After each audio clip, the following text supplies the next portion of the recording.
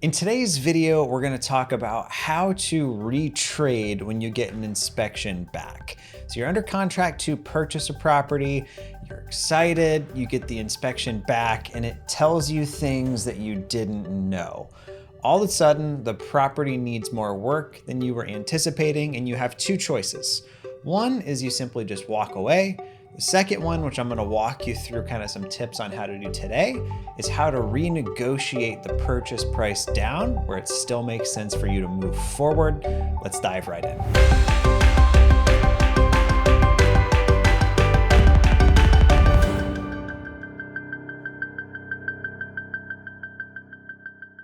Before we get started, I do just want to ask you to take the time to like this video as well as subscribe to the channel. We're not really pushing courses or any products or services. We're simply documenting what I'm doing that works. My goal with this channel is to build the community that I was looking for when I was first starting out, which is just simply legit investors doing deals. If you recall our video a few weeks back, my buddy Justin and I found a deal off market here in Pensacola that we think is going to be the first flip that I actually do in my new market. Now, the reason I was inspired to put this video together is we actually got our inspection back on that deal. I'll link to the initial video above, the way you can watch it if you haven't seen it already. At the end of this video, I'm going to walk you through that inspection. Fortunately, this ended up being a pretty good one. The best way to avoid a retrade getting sideways or a seller getting emotional with you is to outline what your expectations and assumptions for the property are before or right after you've gone under contract. I typically recommend having this in writing, but you want to state a list of assumptions. So we are, quote unquote, assuming that the septic is in good working order with no major root intrusion or collapses. We are assuming that the property is zoned correctly and can be used for these particular uses. We're assuming that the property is in good condition and the HVAC, roof, kind of major plumbing electrical systems are still functioning, safe, and within kind of their usable, expectable life range, right?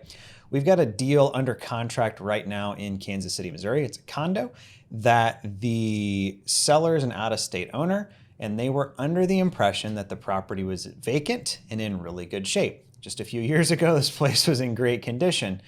It's now occupied by squatters who've broken into the property, requiring a full-blown eviction. So when we were talking to those sellers, hey, we kind of made you this initial offer based off of these assumptions which have not been met. Therefore, our price is going to need to be lower. Now, typically, once you've done an inspection and you've shared that with the seller, it's more realtor-y, but they're required to disclose any defects that they're aware of, or they could be sued. So if during your inspection you uncover things like, asbestos or mold or kind of major issues or concerns, that's not something they can just kind of pretend they haven't gotten. They have to address that. So we'll always let them know, hey, now that you know this, you're going to have to legally tell anybody else who's interested in buying this property that you're aware of these defects, particularly if the property's on the MLS, which gives you quite a bit of leverage in retrading with a seller. Normally what we'll do is just simply walk them through the expected cost.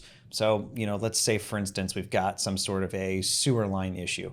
Hey, we're going to have this replaced. It's going to be whatever it costs in your market, right? $7,500. Our recommendation would be we just subtract that out of the purchase price and move forward. Sign here, here's the amendment kind of a thing, right? So the best way to retrade is to have those assumptions outlined out front. That way, nobody's really all that surprised. So anytime you're getting an inspection back, like the one I just got, you're really just kind of confirming the assumptions that you had when you went under contract on the property.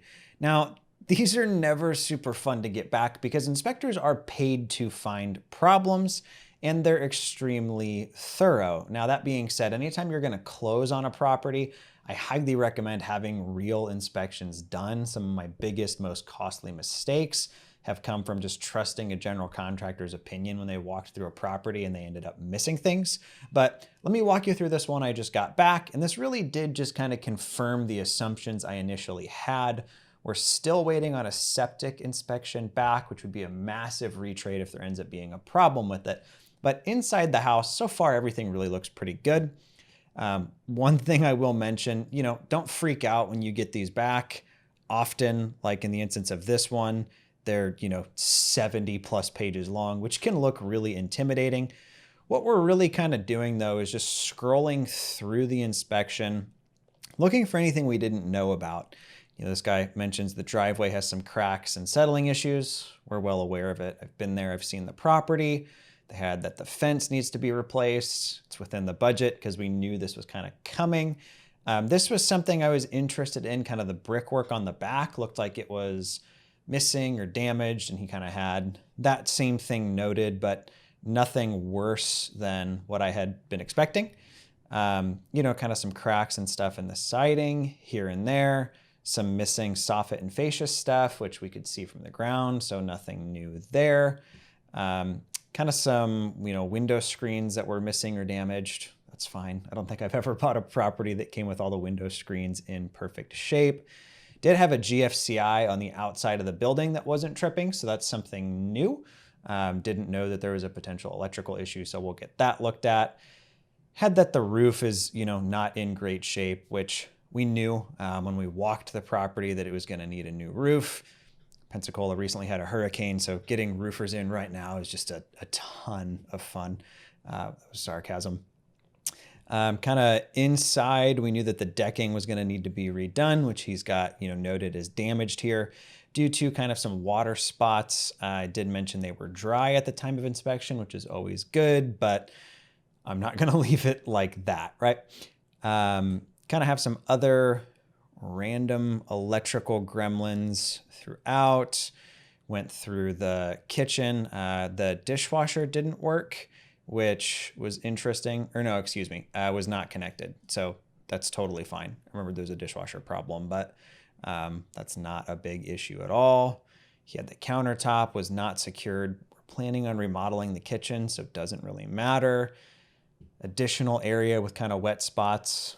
Again, we're aware of it. We're replacing the roof. So the big thing I'm looking for anytime I'm going through one of these is just anything that I might have missed. On this home, fog present between glass. That's good to know when I go to sell this house retail. They're not going to be okay with kind of that moisture in between. So that is something that we would have to replace. Bent bottom sash on a window. Again, not that big of a deal. HVAC cover, it's rusty and kind of gross. We'll probably just swap them all out with new, so that's fine. One thing that's nice with having a full-blown inspection done is what somebody's going to ask you to fix when you go to sell the property.